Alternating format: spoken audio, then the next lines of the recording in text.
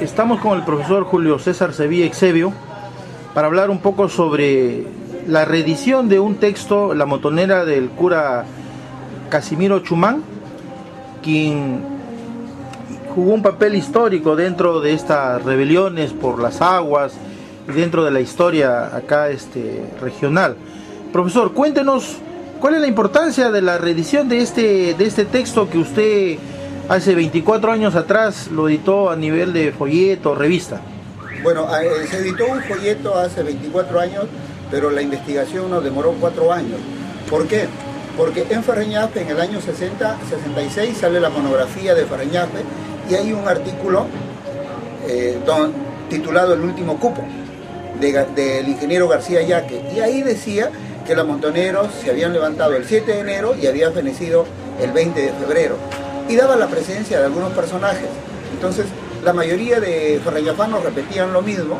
Comienzo a hacer investigaciones históricas, a entrevistar a ex montoneros y encontramos varias cosas. Uno, que la montonera del cura Casimiro Chumán no fue local, sino fue coordinada con Pierola, es decir, es un movimiento nacional.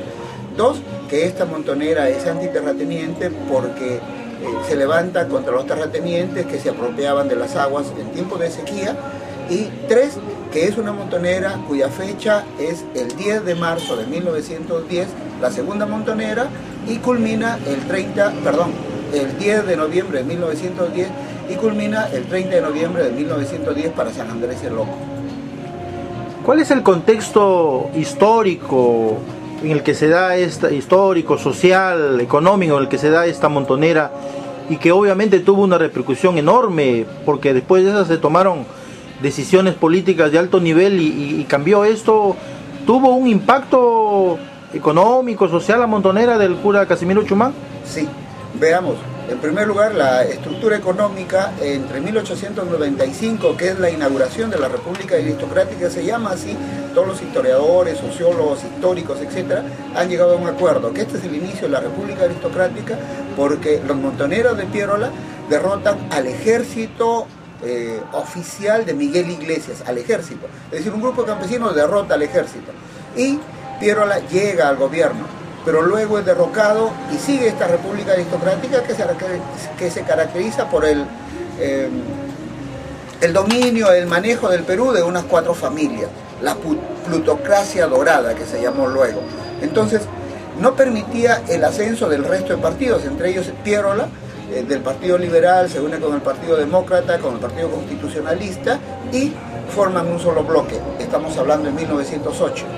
Se hace un movimiento y asisten a ese movimiento solo 25 personas en Lima.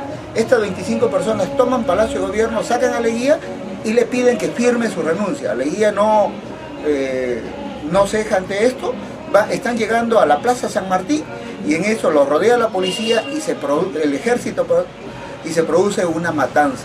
Ese mismo día, a las 6 de la mañana, el 29 de mayo de 1908, Chumán, con unos 20 personas, se levanta en Ferreñafe, toman el cuartel de la policía, van en busca de Genao Barragán, Cabrejo, no los encuentran y se retiran a Batangrande para esperar los resultados de la montonera, pero se dan cuenta que la montonera había fracasado. Entonces, ellos huyen y luego se da una amnistía.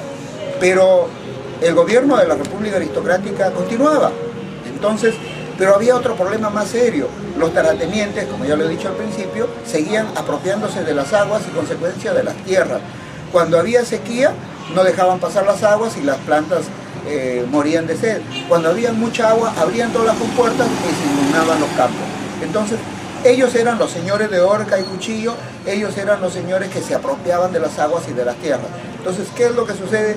Chumán se reúne con cerca de, primero 20 campesinos y luego 80 campesinos y forman la montonera, coordinan con Pierola y se establece un movimiento a nivel nacional. En Cusco, es dirigido por Cusco y Abancay, por Samanés Ocampo, que luego fue presidente del gobierno transitorio en 1931.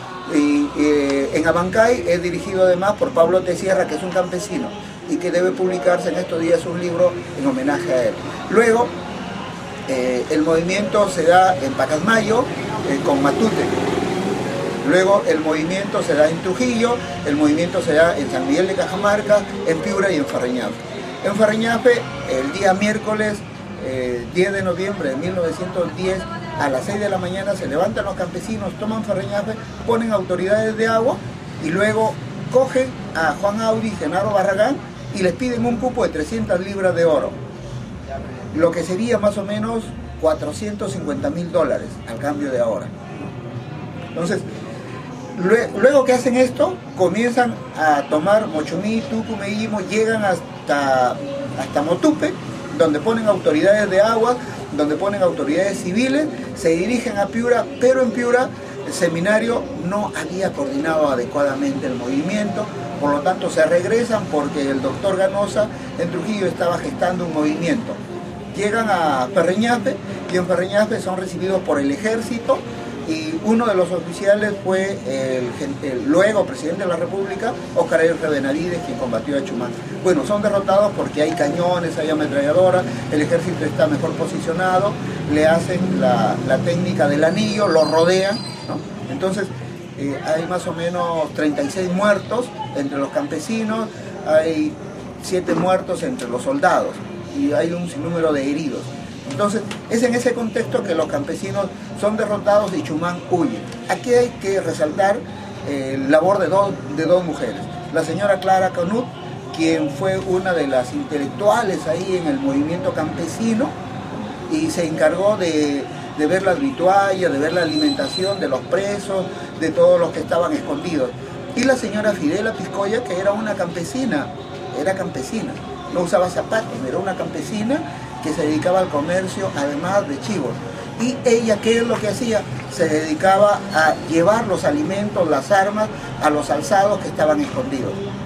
Entonces, el 18 de julio de 1911 se da una consecuencia de esta montonera, se da la ley de aguas. Entonces, por la ley de aguas se establece que el 49.8% del agua que discurre en el canal Taimí son para la comunidad de Farreñafe y el resto para las haciendas. Consecuencia de esto, el Estado se vuelve propietario de las aguas y en tiempo de sequía los campesinos iban a tener su dotación, como las haciendas iban a tener su dotación. Pero también, ese mismo año, pero en agosto, se crea la primera región militar. Antes no había. ¿Por qué? Producto de esta montonera, ¿no? Además, en 1913 hay un giro de Leguía, comienza a desarrollar Lambayeque, comienza a tener una visión indigenista, por lo tanto Leguía lo apoya y lo nombra alcalde de Farreñafe en 2 periodos. Y muchos de los montoneros desde 1913 hasta 1924 son alcaldes y la ciudad comienza a desarrollarse.